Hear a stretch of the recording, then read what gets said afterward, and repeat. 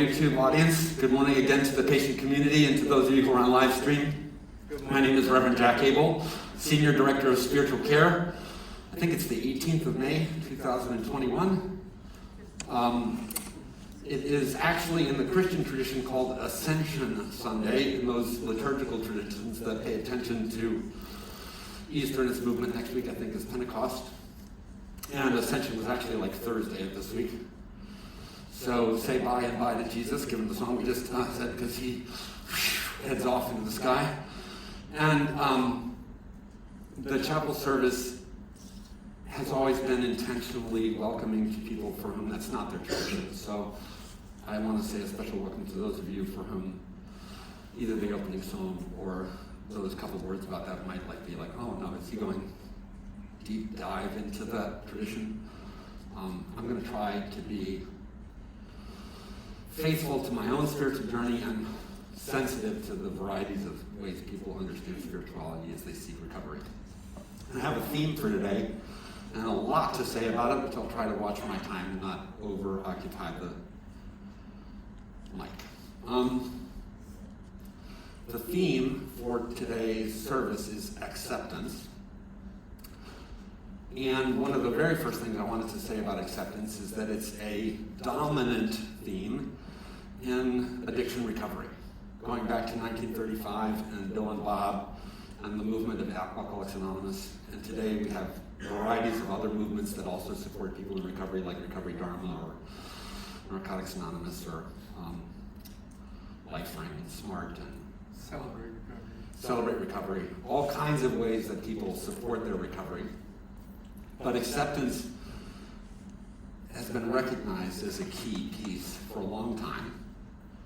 And one of the ways that that's easily seen would be to look at the 12 steps, and the first of the steps, which is we admitted we were powerless over alcohol or other substance or behavior of choice, and that our lives had become unmanageable.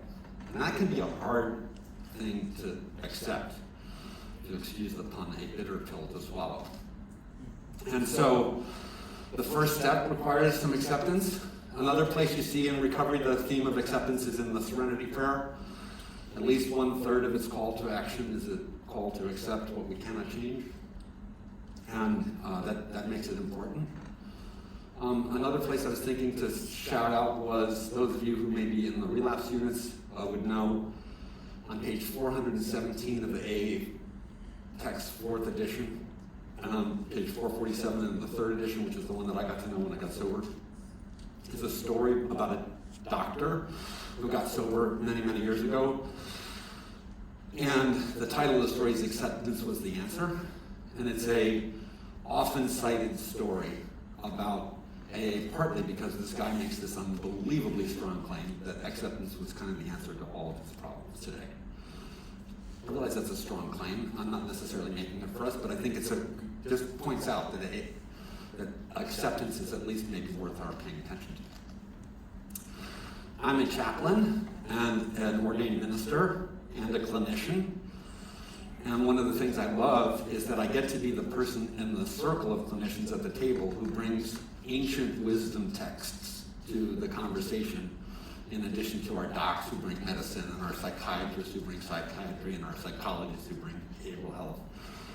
And so I'm the weirdo who's like, my citation is 2,000 years old instead of like contemporary. And people are like, it's not evidence-based. I'm like, no, 2,000 years is pretty good evidence.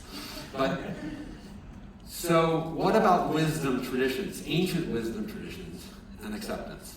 Well, there's quick text here. You can say, I think, confidently, that the wisdom traditions that have been handed on by human communities over time also have acceptance as a dominant theme. And I'd just like to point out in 3 different subcategories of wisdom traditions exactly kind of why.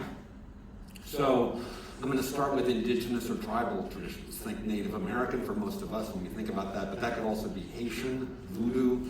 It could be Aboriginal, Southeast Asian communities, native peoples, wherever they may be from, who were first peoples on the land before colonialism and all that sort of stuff. Acceptance for native peoples sadly, often involves acceptance of having been kicked out of your land or had your story suppressed.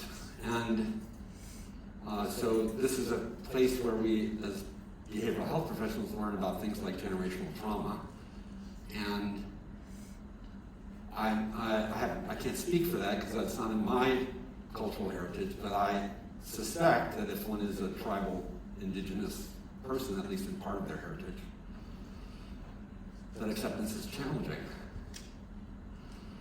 So, and yet those traditions look at things like cycles, and the earth and the sky and the season and animal medicines and totems, and the significance in indigenous tribal spiritual traditions is one that has a lot of these themes of acceptance, like understanding the way things are is part of what acceptance is about.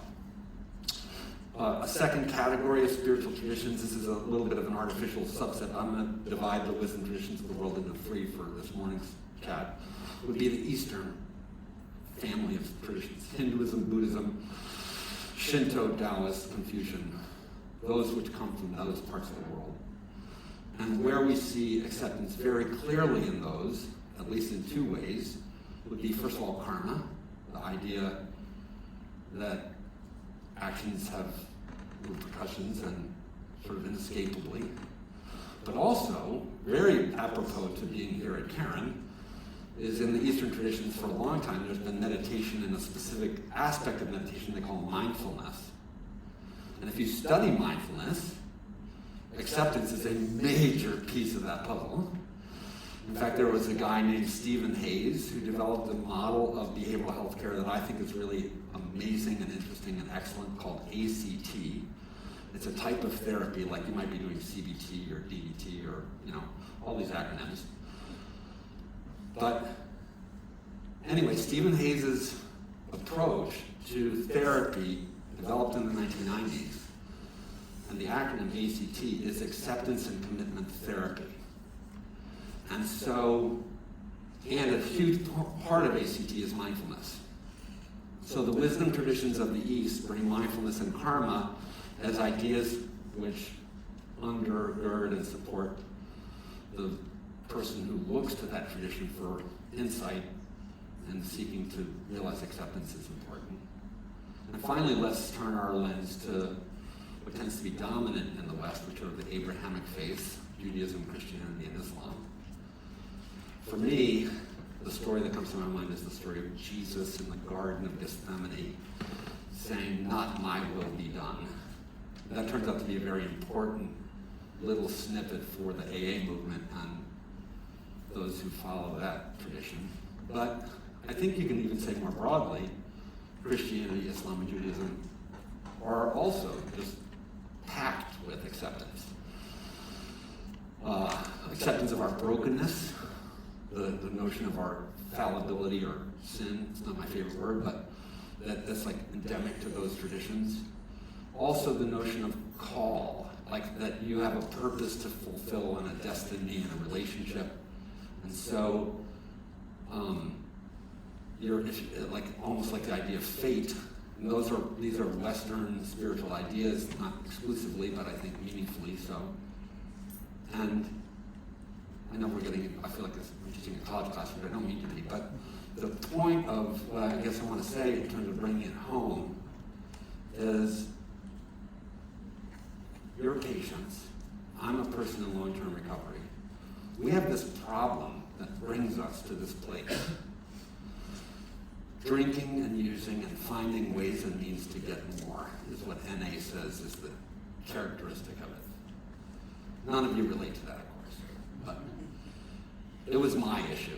Drinking and using and finding ways and means to get more was definitely a thing I struggled with. And until I could wake up and sort of smell the coffee of it and acknowledge that my life was completely governed by the drinking and using and finding ways and means to get more, and there would be that's a precondition of moving into a better state. Until I accept the reality of my use disorder, I'm fighting a truth that, and I will say gently to those of you who are sitting here, I watch a bunch of you have that fight, and it breaks my heart, because I kind of want to say, like, if you earned the wristband, you may not be here by accident, right? Like, so, gee, I don't think I'm an alcoholic, but this is my 5th time in treatment. Like, okay, I had my 3rd DUI, and I'm like, that's it, no more driving at night. Like, so, I would encourage you to invest energy in arguments that are worth having, and I would argue that if you got the price of admission, then you might want to accept that a use disorder is a reality in your life, and sort of ask, well, what do I do now?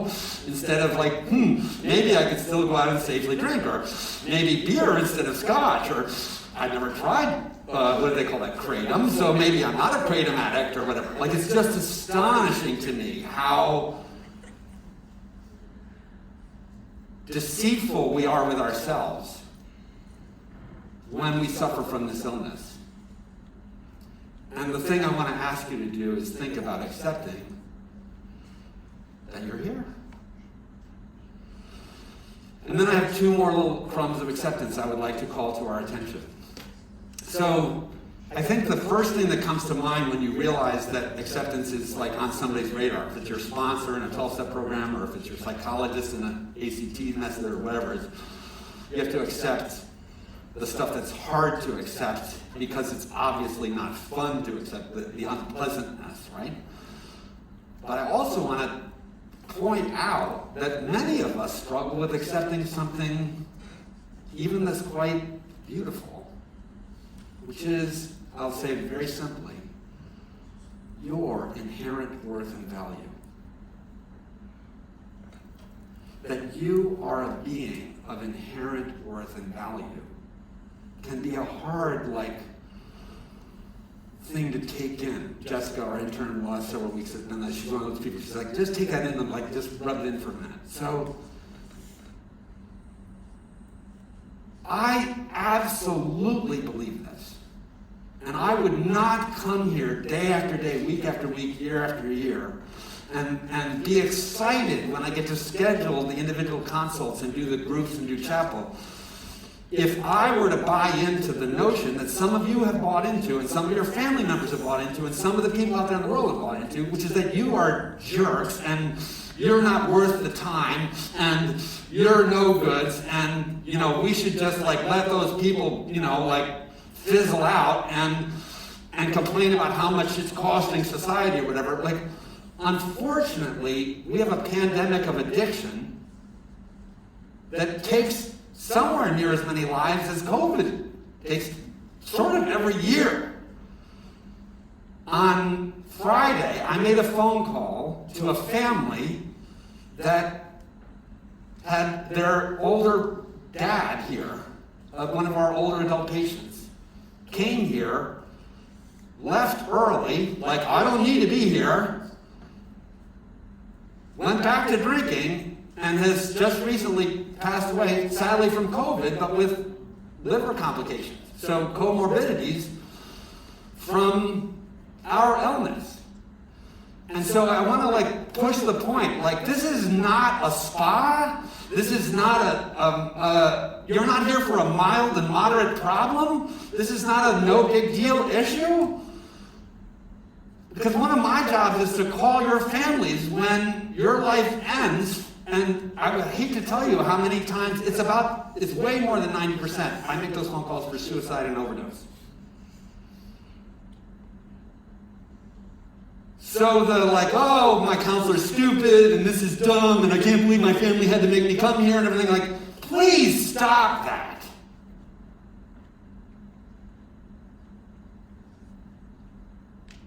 And understand that you are here out of somebody's love.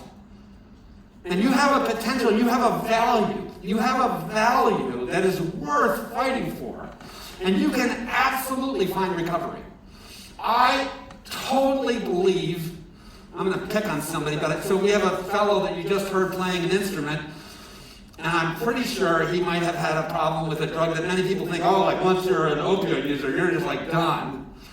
But I would tell him, and I would tell everybody who has suffered from very severe addiction, that I have met clean opioid-addicted people with years and years of recovery after years and years of struggling.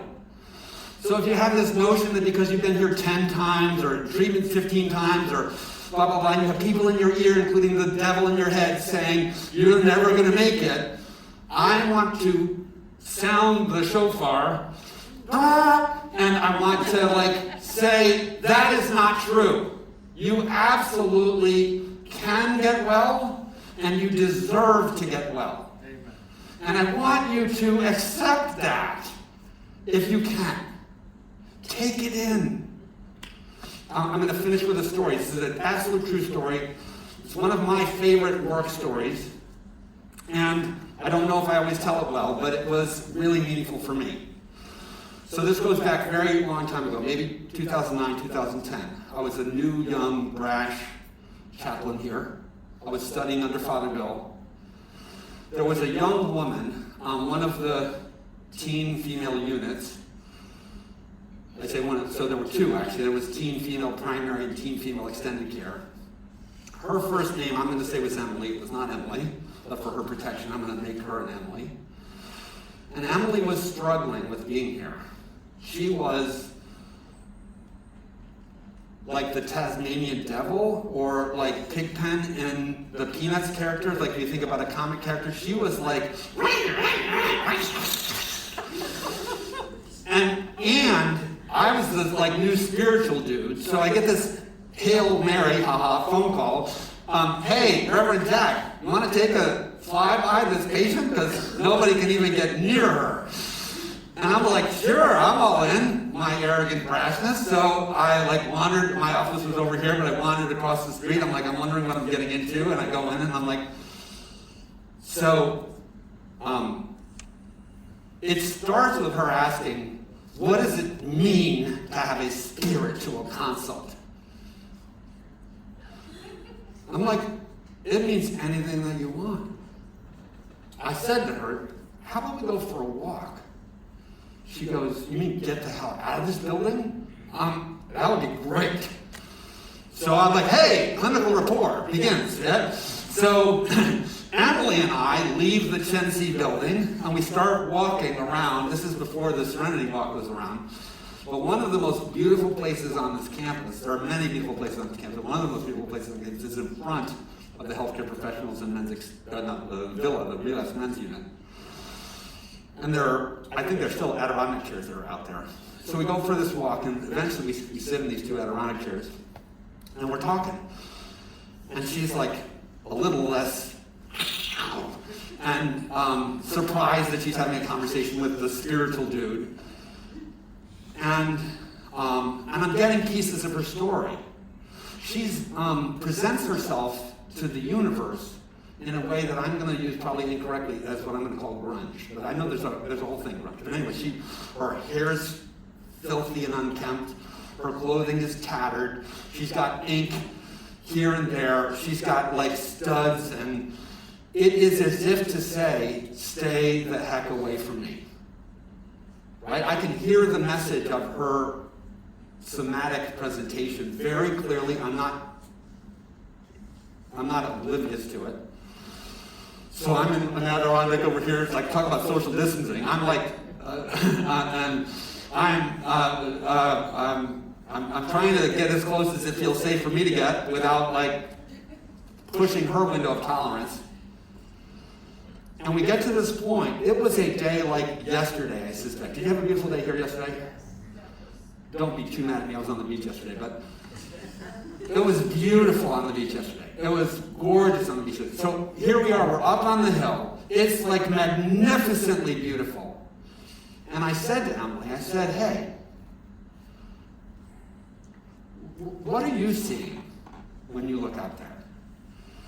She's still got her guard up, so she says, well, I know what you want me to say. And I laughed, and I said, well, that's funny. What do you think I want you to say? She says, I know.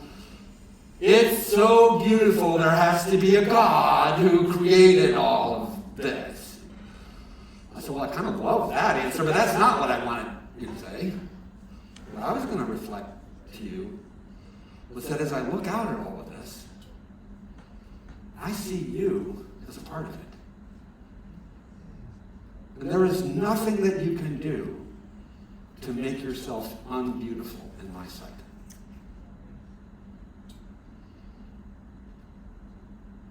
I would say that to you. Snarl all you need to. Tell me I'm an arrogant religious jerk. All you need to. I get that frequently. But there is nothing that you can do or say that will make me believe that you are not beautiful.